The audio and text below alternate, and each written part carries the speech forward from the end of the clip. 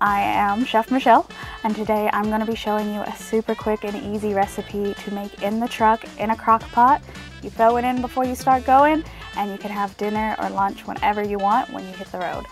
So what we're going to start with is some chicken. We're going to open that and we're going to throw it inside of our crock pot. And because on the road, it can be really difficult to clean up, especially big dishes like this. So you want to start with like one of these crock pot covers. Makes cleanup super easy.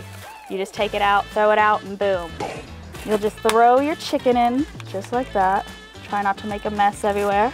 We'll do your seasoning mix next. You're gonna have your au jus gravy mix, and you're also gonna have your Hidden Valley Ranch. And just sprinkle them over the top evenly. The whole pack. It's a whole can of banana pepper rings. And you're just gonna wanna throw that in as well, all over the top. Give it a good little, once you've done that, you will also want to throw in your half a stick of butter. So you're gonna either put this on high for 4 hours if you want it for lunch, or perhaps if you're wanting it for dinner, you just throw it on low for 8 hours. A good tip, if you keep it on the up here, it'll bounce off. So you'll probably just wanna sit it down on the floor.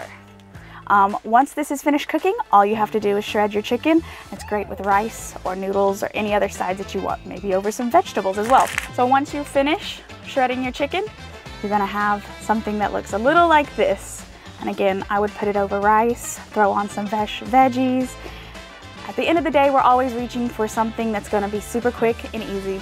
When you're on the road, we tend to reach for those fast food joints, but if we set this up in the morning, then we don't have to worry about it. It'll be healthier, faster, and I guarantee it's gonna taste so much better.